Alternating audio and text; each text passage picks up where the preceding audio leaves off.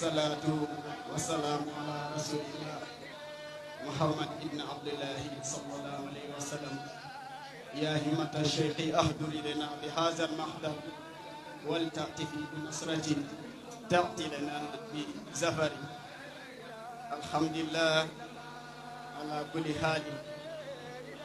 Nous avons ici ce qu'on appelle le plateau spécial pour parler la dimension internationale de Maulana Cheikhoul Islam Hadji Ibrahim.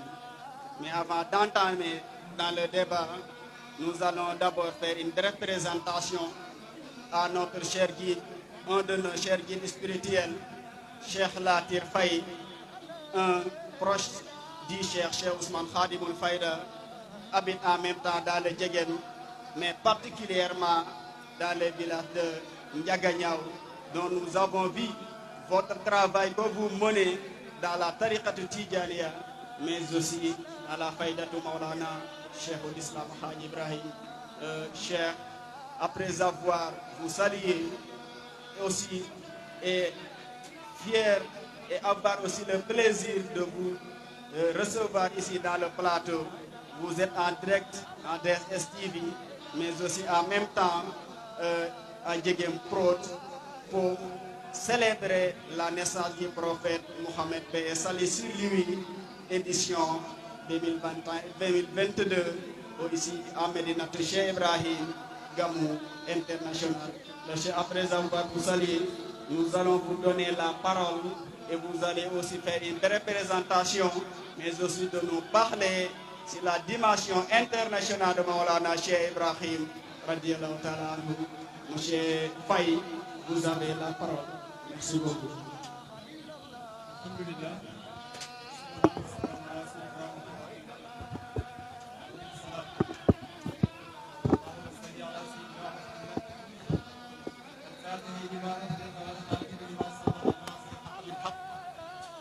والهادي إلى صراطك المستقيم وعلى آله حق قدره ومقداره عظيم. ربي اشرح لي صدري ويسر لي أمري واحلل عقدة من لساني يفقهوا قولي. يا همة الشيخ احضر لنا بهذا المحضر ولتعطفي بنظرة تعطي لنا بزفر. الحمد لله. Monsieur Dian, nous sommes contents aujourd'hui d'être avec vous sur ce plateau de DSS TV à l'occasion de la célébration de la naissance du prophète Mohammed, le meilleur des prophètes sallallahu alayhi wa sallam. Nous sommes encore contents d'être entourés de ces disciples de Maulana Cheikh Ibrahim, venus de partout du monde entier, mais particulièrement venus de notre zone, le Djegem, en compagnie de notre guide, notre bien-aimé Cheikh Ousmane Faye Khadimoul Fayda, qui nous a initiés dans cette lancée et qui le fait bien d'ailleurs. Alors, l'occasion nous est encore présentée pour pouvoir parler de la dimension internationale de Cheikh Ibrahim. Donc, quelque chose que nous n'avons plus même besoin de présenter à la Oumma islamique, parce que c'est ici à Medina Baye qu'à chaque fois qu'on prononce le Mawlud, on y astreint encore une fois international. C'est qualificatif qui dit tout de la dimension internationale de Maulana Cheikh Ibrahim, de sa diplomatie à travers les pays du monde, mais aussi à travers les grands hommes que ce monde a connus. Donc, discuter avec vous sur ces points, parler de cette dimension, de ce grand homme, à l'occasion de la naissance du meilleur des prophètes, ça nous fait encore plaisir, ça nous rend encore heureux. Donc, je suis à votre disposition pour pouvoir discuter avec vous, mais aussi pour pouvoir faire un débat, mais aussi de l'échange avec vous sur ce plateau de Djegem TV. Merci beaucoup pour le moment. Merci beaucoup, M. Faye. C'est un plaisir de vous avoir ici. C'est un homme de qualité, un homme d'esprit d'ouverture. M. Faye, après la présentation, nous allons entamer directement dans le débat pour parler sur la situation ou bien commencer d'abord, Cheikh Ibrahim, sa relation avec les autorités au niveau de l'Afrique avant d'abord d'internationaliser les choses. Merci Monsieur Dia encore une fois. Donc, si nous voulons parler un peu de la dimension internationale de Maulana Cheikh Ibrahim, je crois que ce serait très tôt d'entrer en Afrique. Mais il faut d'abord présenter le contexte. Le contexte de la naissance de Maulana Cheikh Ibrahim, c'est-à-dire où est-ce qu'il est né. On peut parler de sa nationalité sénégalaise, dire que Maulana Cheikh Ibrahim est un homme sénégalais, mais ce serait encore trop vaste. Dire qu'il est du Saloum serait encore vaste. Même dire qu'il est de Kaolack serait vaste. Mais il faut voir au fin fond du Saloum, là où personne ne connaissait auparavant, c'est-à-dire à Taïba Niassène. C'est là où il est né, un petit village. Un village qui n'existait presque pas. Mais un homme naquit dans cette zone, cet homme-là brandit les échelons, cet homme-là arriva au summum, cet homme-là est connu actuellement du monde entier. Donc parler de cet homme-là requiert nécessairement revenir sur ces origines-là que nous venons de citer de manière très brève. Alors après sa naissance, comme tous les hommes, comme tous les saints, Cheikh Ibrahim a entamé les études très tôt et il les a bien fait d'ailleurs parce qu'on raconte dans les anecdotes qu'à chaque fois qu'un érudit venait pour pouvoir évaluer les enfants, c'est-à-dire les talibés qui étaient avec lui, à chaque fois qu'il interrogeait jusqu'à arriver à Cheikh Ibrahim, c'est les enfants même, ou bien les talibés, qui étaient chargés de dire, avant même que Cheikh Ibrahim ne se prononçât, celui-là, il a déjà épuisé le Coran, c'est-à-dire il était déjà érudit avant même de sortir du Daya. Alors, vous regardez que, vous voyez déjà que cet homme-là, c'est un homme qui est déjà préparé et cet homme-là doit être entendu partout. Alors, c'est ce qui continua jusqu'à l'exil de son père, jusqu'à son retour au Sénégal, jusqu'à son exil en Gambie, son retour au Sénégal. Alors, maintenant, c'est à partir de 1937 que Cheikh Ibrahim va commencer maintenant cette relation-là dont vous insinuez tout à l'heure. En 1937, il effectua son premier pèlerinage à la Mecque. Alors, actuellement, quand on parle de Cheikh Ibrahim, le plus souvent, quand on mesure sa dimension internationale, on fait directement allusion au Nigeria. Alors, c'est en 1937, lors de son premier Hajj, que va commencer maintenant cette relation avec le Nigeria, suite à la rencontre de Ablaye Bayero. Donc, vous voyez qu'il n'a pas attendu d'avoir un certain âge pour pouvoir commencer cette dimension-là internationale. Mais à l'âge de 37 ans, il commence à séduire le monde entier. Il commence à séduire les rois, il commence à séduire les présidents. C'est là que tout commence. Et à partir de ce moment-là, je peux dire que un peu partout, dans tout le monde entier, on l'invita. À part le continent américain, bah, il a fait tous les continents. Donc ça, c'est quelque chose que nous ne pouvons pas ne pas prononcer, au moins de manière très brève. Alors si nous revenons un peu sur cette dimension internationale-là, il faut d'abord voir, actuellement si nous voulons faire une petite comparaison par rapport à ce qui se passe, regardez seulement son fils, le calife de la Faïda Tijaniya, Maulana Cheikh Mahi Ibrahim Niass. Vous voyez ces récentes prouesses qu'il a effectuées, ou qu'il a eu dans le monde. Ce qui lui donna ce titre-là de plus, c'est-à-dire le président de l'Union africaine. Je peux dire comme ça, c'est l'Union africaine. Parce que quand on parle de président des oulémas de l'Afrique, ça c'est l'Union africaine en miniature. Ou bien même, cela aussi l'a valu l'invitation du roi d'Arabie Saoudite, récemment, qu'il était allé répondre. Et suite à cela aussi, on le nomma membre de la Ligue mondiale, de la Ligue islamique mondiale. Et vous voyez que c'est une continuation à partir de ce qu'a achevé Cheikh Ibrahim. Donc ses fils aussi, c'est ce qui continue.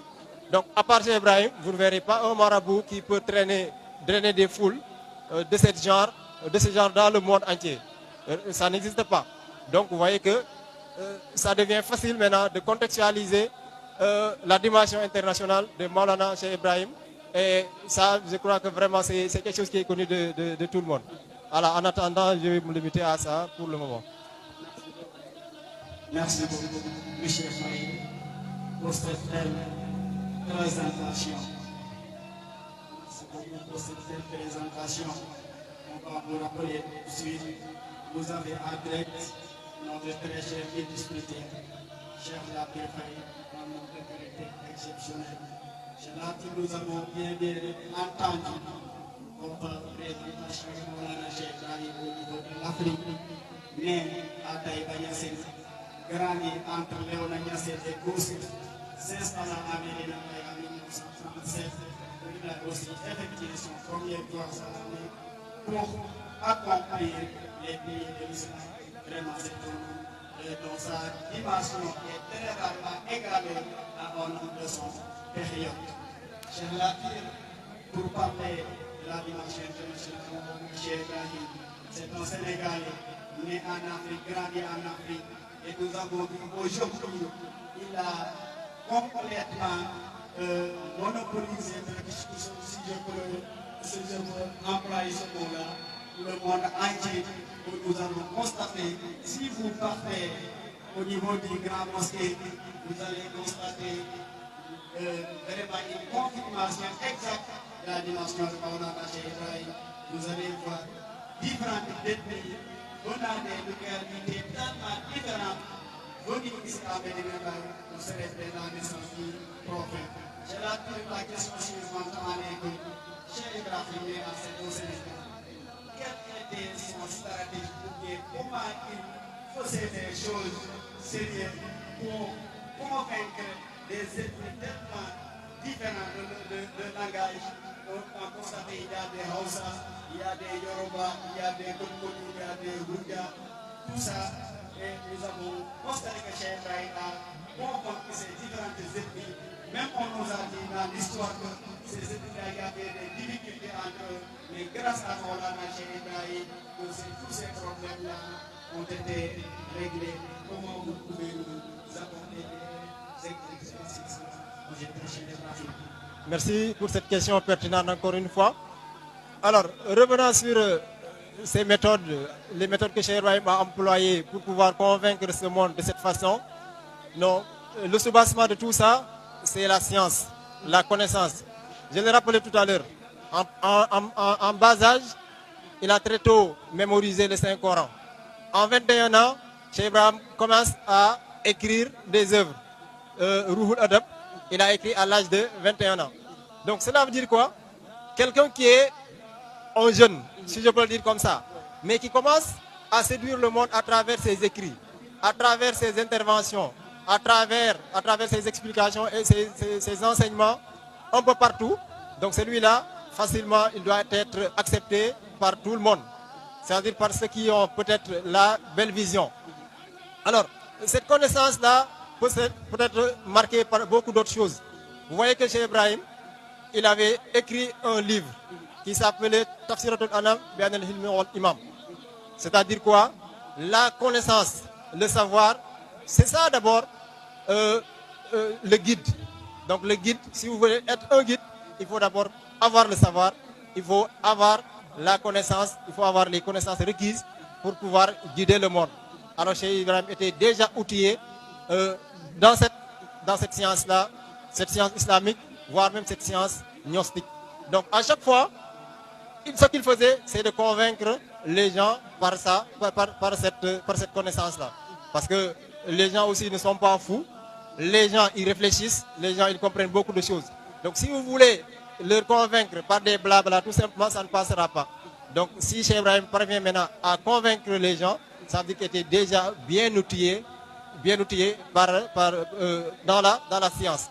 Alors, il était outillé, mais cette connaissance-là, s'il était enfermé dans son coin, il ne pourra pas livrer ça dans le monde.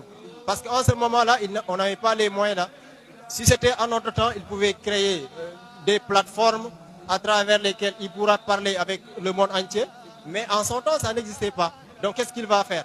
Cheikh Ibrahim était obligé de faire des voyages. Donc il a voyagé. C'est pourquoi vous allez le voir dans ses écrits. Alawtul bi'aru zahiratu inani alawtul qura wal munabal hajibala. Qu'est-ce qu'il faisait? Lui, il a un peu fait le tour du monde à travers les avions, à travers les bateaux, à travers tous les moyens de communication ou bien de transport qui existaient en son temps. Cheikh Ibrahim les a empruntés pour pouvoir rencontrer les gens qui devaient maintenant goûter à cette science-là, c'est-à-dire les gens qu'il devait guider. Alors il l'a fait de la plus belle des manières. Mais qu'est-ce qu'il a poussé à faire cela? Il continua.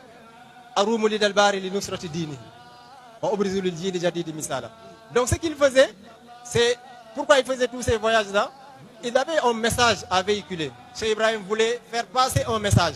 C'est ce message-là maintenant qui est répandu un peu partout dans le monde. Mais je l'ai dit tout à l'heure, s'il était encloisonné dans son coin, il ne pourra pas livrer ce message-là. Donc il était obligé de sortir. Hein? Donc c'est en ce moment qu'il disait même que la maison, c'est pour le repos. Donc le Sénégal, il le considérait comme sa maison. Maison de retraite ou bien maison de repos, ou vous l'appelez comme vous voulez.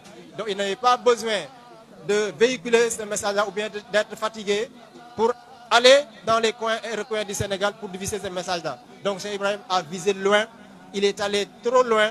C'est comme ça que je l'ai dit tout à l'heure, il a fait tous les continents, la majeure partie aussi des pays, il l'a fait. Pourquoi encore une fois? C'est pour livrer ce message-là. Ce message-là, il l'adressait à la jeunesse. Donc il voulait apporter à la jeune génération ce message. Ce message-là, c'était un message d'une religion islamique très claire, d'une religion islamique limpide, d'une religion islamique où le disciple ou bien le musulman n'aura plus besoin d'être fatigué par certaines choses. Le musulman sera dans la liberté, le musulman sera dans la joie de pratiquer sa religion sans aucune contrainte. Vous voyez, c'est ça un peu la mission de Cheikh Ibrahim.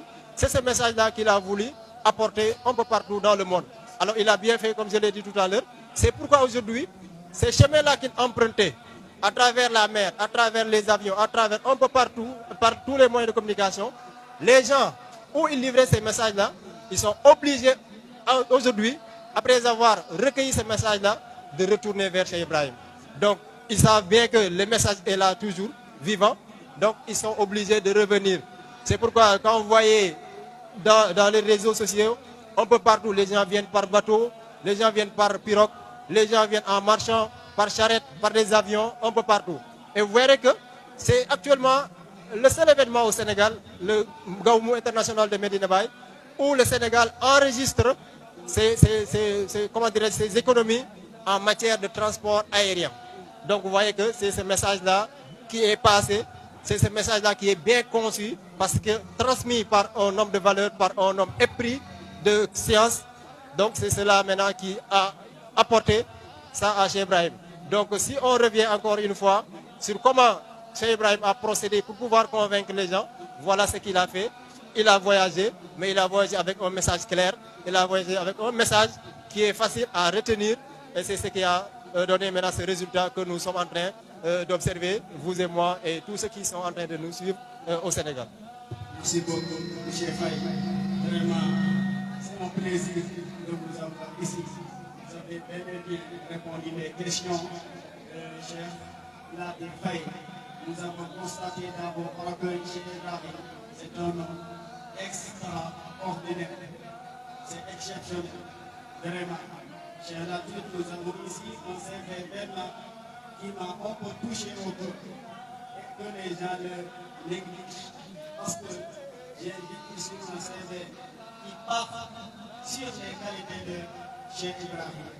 Non seulement Cheikh Ibrahim ne se limitait pas dans le champ de diriger la prière, donner des leçons, faire apprendre les gens, mais aussi il nouait des relations extraordinaires, mais aussi il participait dans des mouvements pour la bonne marche de la religion, pour la bonne marche des tariqas, mais aussi pour véhiculer son message. Cher Latif, nous allons lire ce CV et vous allez nous apporter un résumé pour terminer. Nous avons constaté Cheikh Ibrahim élu membre du Conseil supérieur du bien-être islamique au Caire en 1960. élu membre de l'Académie de recherche de l'Université Al-Azhar en 1960, élu membre de la communauté des érudits en islamologie d'Alger en 1960, élu aussi membre du Conseil supérieur d'Algérie en 1960, vice-président du Congrès mondial islamique à Karachi, à Pakistan en 1962, membre fondateur et vice-président de la Ligue islamique mondiale en 1962. Il est aussi président du Congrès mondial islamique à Karachi en 1964. Invité d'honneur de la conférence d'Ankara, le monde sans bombe atomique en 1966. Il est aussi participant à l'Assemblée constitutive de l'Association des universités islamiques à Paris au Maroc en 1961. Médaille et distinction internationale. Grand croix de l'ordre du mérite du Sénégal. Médaille du trône au Maroc. Médaille du Carthage de la Tunisie. Légion d'honneur française. Docteur Annie Horizon Goza de l'Université de Lille. Médaille du Nigeria. Médaille du mérite de la Société des anciens combattants, mais aussi citoyens d'honneur de membres des États-Unis. Vraiment, c'est un zègue. Quand je le dis vraiment, j'ai même envie de sortir maintenant parce que vraiment, j'ai Ibrahim, c'est une destination dans le monde entier. Je l'ai quel résumé pouvez-vous nous apporter sur cette dimension, mais les relations sur que nous et Cheikh Ibrahim dans le monde entier pour terminer. Merci beaucoup. Voilà, encore une fois, merci M. Dian. C'était un plaisir de vous écouter. On peut parler de cette dimension de Cheikh Ibrahim à travers son CV, quand même qui est riche et qui est loin d'être exhaustif par rapport à ce que vous avez cité. Parce que Cheikh Ibrahim, il a emmagasiné quand même des distinctions un peu plus larges que ce que vous avez lu. Mais ce n'est pas surprenant. D'après ce qu'on a expliqué tout à l'heure par rapport à sa dimension, ses débuts, jusqu'à là où il est arrivé, donc entendre parler de ça, ce n'est pas compliqué. Alors, il faut rappeler un peu le contexte de Cheikh Ibrahim. Alors, lorsque Cheikh Ibrahim, en son temps, nous avons vu beaucoup de tumultes dans le monde, à travers des guerres civiles, des guerres mondiales. Donc, tout cela, si un homme sorti de cette période-là, mais avec ce message-là dont je te disais tout à l'heure, Bagnès, il est sorti. Les gens étaient en train de s'entretuer à travers des religions, à travers des idéologies qui n'étaient pas, je peux dire fondées, peut-être qui étaient fondées que par des visions personnelles, à travers je suis le pays le plus fort, j'ai la grande puissance. Mais Cheikh Ibrahim, il n'était pas dans ça. Il était venu pour montrer au monde que nous pouvons vivre en paix, quelles que soient nos distinctions religieuses, ethniques, confrériques, etc. Nous pouvions vivre en paix. Et c'est cela qu'il a démontré. Il a démontré cela à travers les panels qu'il a eus. Donc, les gens, ils ont besoin de la paix. Ils étaient dans des guerres. Ils étaient fatigués. Donc, si un homme sort, d'où est-ce qu'il puisse sortir, mais qui véhicule ce genre de message-là, c'est sûr que le monde va l'accepter. C'est sûr que le monde va adopter ce message-là. Et c'est ce qui s'est passé avec Cheikh Ibrahim. Alors, si vous regardez bien, on raconte des anecdotes par rapport à Kwame Nkrumah, qui leur avait invités. Alors, dans cette invitation, on raconte que Gorbatchev, je crois bien c'est lui, avait refusé de rencontrer peut-être Cheikh Ibrahim en disant quoi? Lui, il prône pour l'islam. Moi, je prône pour le communisme. Donc nous ne pourrons pas faire affaire, nous ne pourrons pas marcher ensemble. Mais Cheikh Ibrahim ne voyait pas les choses comme ça. Il nous a dit, mais tiens, ce n'est pas mon problème cela. Je suis dans la religion musulmane. L'autre, il est chrétien, l'autre, il est bouddhiste, l'autre, je ne sais quoi. Mais cela, il faut le considérer comme une maison. Dans la maison, nous avons des chambres, nous avons une cour. La cour, c'est ce qui nous rassemble tous. Que tu sois chrétien, que tu sois bouddhiste, que tu sois juif, nous avons la cour ensemble. Faisons en sorte que cette cour-là soit propre, que cette cour-là soit accueillante, que cette cour accueillante, que cette cour-là puisse accueillir n'importe qui. Quelle que soit ta position, dans les idéologies, quelle que soit ta religion, mais que cette cour-là puisse accueillir tout le monde. Maintenant, dans nos chambres respectives, chacun a la possibilité ou bien a la latitude de voir comment il va se coucher dans sa chambre, comment il va prendre ses draps, comment il va se couvrir dans son lit. Voyez, donc un homme de ce genre de paroles, il ne pouvait pas être que accepté dans le monde. C'est ce qui lui a voulu ces titres-là que vous venez de citer à travers le monde. Donc vraiment, on ne peut pas tout dire de la diplomatie de Cheikh Ibrahim, mais ça ne nous empêche pas aussi de dire des choses sur la diplomatie de Cheikh Ibrahim, mais c'est un homme quand même exceptionnel, comme vous l'avez dit tout à l'heure. Merci beaucoup, Cheikh Faye. Vraiment, c'était un plaisir de vous recevoir ici, dans le plateau spécial, pour parler de la dimension internationale de Maulana Cheikh Ibrahim. Nous vous remercions encore une fois pour votre disponibilité, mais aussi pour votre esprit d'ouverture, votre qualité de parole, votre aussi stratégie et votre méthodologie. Vraiment, ça nous fait plaisir. Donc, vous êtes direct à DSS-TV, à Déguine Pro, ici en Médine de Cheikh Ibrahim, comme international de Maulana Cheikh Ibrahim. Cheikh Latif, vos derniers mots, c'est qu'il y a d'autres plateaux qui nous attendent et nous aurons beaucoup d'invités aujourd'hui parce que c'est la dimension de Cheikh Ibrahim. On ne peut pas tout parler, mais nous allons faire des brefs résumés pour lancer un message fort, pour montrer le monde, montrer les Africains, mais plus particulièrement les Sénégalais, de savoir vraiment qui est Cheikh Ibrahim, qui est vraiment Maulana Cheikh l'Islam.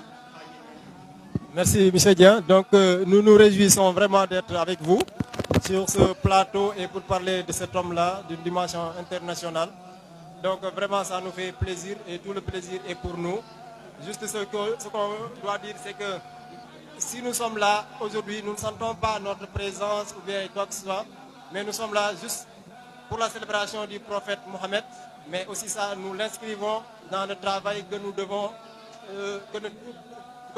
accomplir vis-à-vis de Cheikh Ibrahim, lui qui nous a demandé d'être à son service, lui qui nous a demandé de suivre ses pas, et tout simplement parce que si vous travaillez pour lui, si vous êtes en son service, c'est sûr que vous allez avoir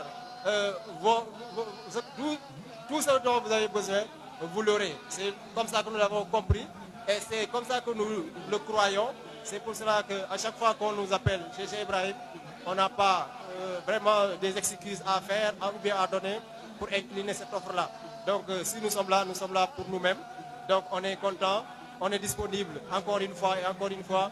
Dès que dès que n'importe quel média du pays, Cheikh Ibrahim nous demande ou bien a besoin de nous, nous sommes là vraiment à partager avec le monde entier parce que cet homme-là vraiment mérite d'être chanté, cet homme-là mérite d'être loué un peu partout afin que tout le monde puisse savoir vraiment qui est cet homme-là, Cheikh Ibrahim. Donc encore une fois, je vous remercie de votre invitation. Merci à Djegem TV. Merci beaucoup.